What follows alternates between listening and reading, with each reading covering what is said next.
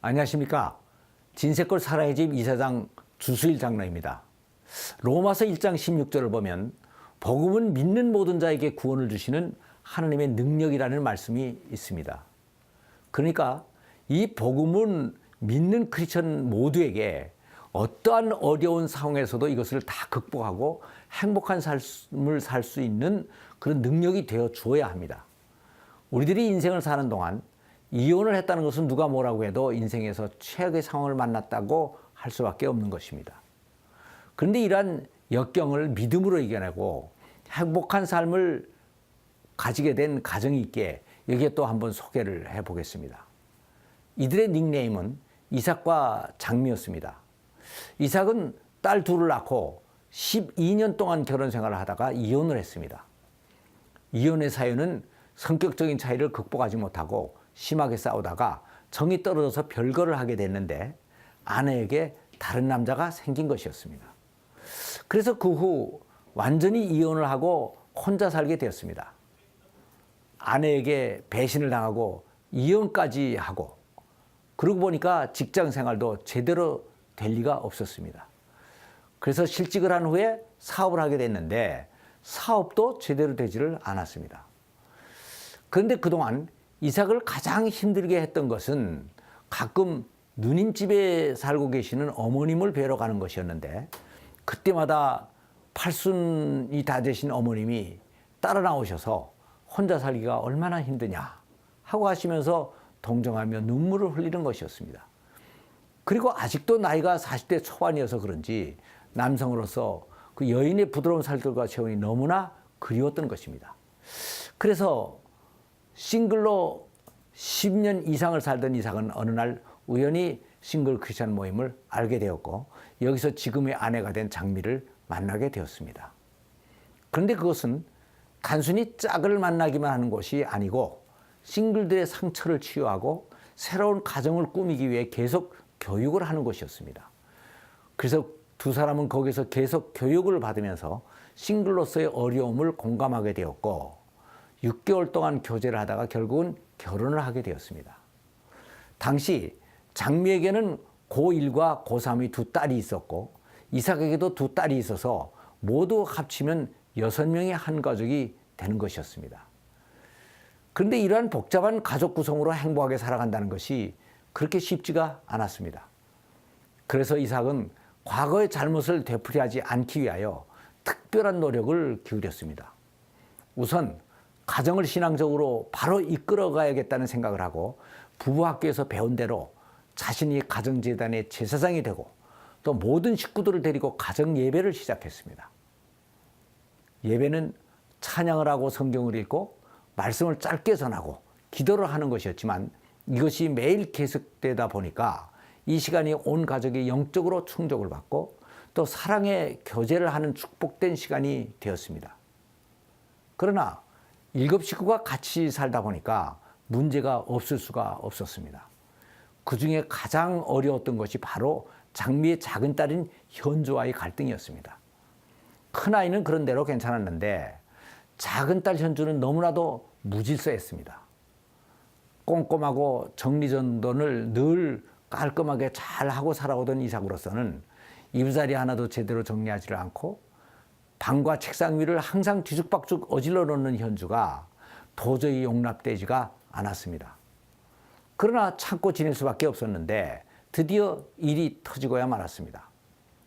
하루는 아이들 방에서 아내와 현주의 언성이 높아졌습니다. 언성이 높아진 내용인즉 현주가 집안을 너무 지저분하게 해놓으니까 이삭의 신경을 건드려서 장미가 자기의 딸인 현주에게 주의를 주는 것이었는데 현주가 여기에 반항을 한 것이었습니다. 그래서 이삭도 아내를 거들다가 현주의 말대답이 이삭의 감정을 건드렸고 결국은 이삭의 언성을 높이다가 현주에게까지 손을 대게 되었던 것입니다. 아차 싶었으나 이미 엎질러진 물이었습니다. 살짝 손으로 위협을 할 정도로 손을 댄 거지만 친딸도 아닌 여자애까지 손찌검을 한 것이 되었으니 이 노릇으로 가나 앞이 캄캄해졌습니다. 그런데 하나님께서는 이 상황까지도 오히려 전화위복을 시켜 주시는 것이었습니다.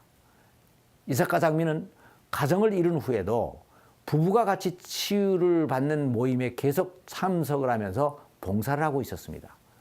그런데 그런 일이 있었던 그 다음 날 그 모임에 참석을 했는데 하나님의 뜻이 있었는지 바로 그날 상대를 바꾸려고 하지 마라.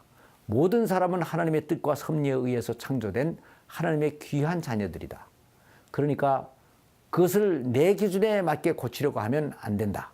우리가 해야 될 일은 그들을 사랑하고 하나님께 맡기고 그들을 위해서 기도를 해주는 것뿐이다 라고 하는 말씀을 듣게 되었습니다. 이 말씀을 이삭은 바로 자기를 향한 말씀이라고 받아들였고 현주의 얼굴이 떠올랐습니다. 아, 그렇다. 이것이 바로 내가 현주에게 해줘야 할 자세였구나 하는 생각이 들었습니다. 그래서 집으로 돌아와서 바로 현주에게 가서 무릎을 꿇었습니다. 그리고 현주야, 내가 잘못했다. 미안하다. 내가 너를 너무 이해하지 못해서 하고 사과를 했습니다. 의붓 아버지의 의외의 행동을 보며 현주는 놀랐고 어찌할 바를 몰라 당황하다가 아빠를 일으켜 세웠습니다. 이삭이 현주의 손을 잡으며 내가 내게 손을 대다니 정말 잘못했다. 용서해다오. 하고 다시 한번 사과를 하자 현주의 눈에 이슬방울이 맺혔습니다. 그래서 그동안 불편했던 현주와의 관계가 오히려 극적으로 해결이 되게 됐습니다. 그 후엔 손끝 하나 닿는 것조차 질색을 하던 현주가 살이 빠졌다고 하면서 아빠 여기 허벅지를 만져봐요. 여기 배도 허리도요. 하고 마음을 여는 데는 정말 놀라지 않을 수가 없었습니다. 그래서 그 후 현주와는 친자식보다도 더 가까워졌습니다. 그런데 그 후에 기적과도 같은 일이 또 일어났습니다. 그것은 그렇게 고집이 강하던 현주가 조금씩 변하는 것이었습니다. 집안일이라고 하면 손가락 하나도 까딱하지 않던 아이가 집안일을 스스로 하게 된 것입니다. 그리고 큰딸 수정이는 이제 나는 아빠 같은 사람하고 결혼을 할 거야 라고 말을 하게 됐습니다. 어머님이나 장모님도 이제는 내가 편안히 눈을 감고 죽을 수가 있겠다고 하시며 흐뭇해 하셨습니다.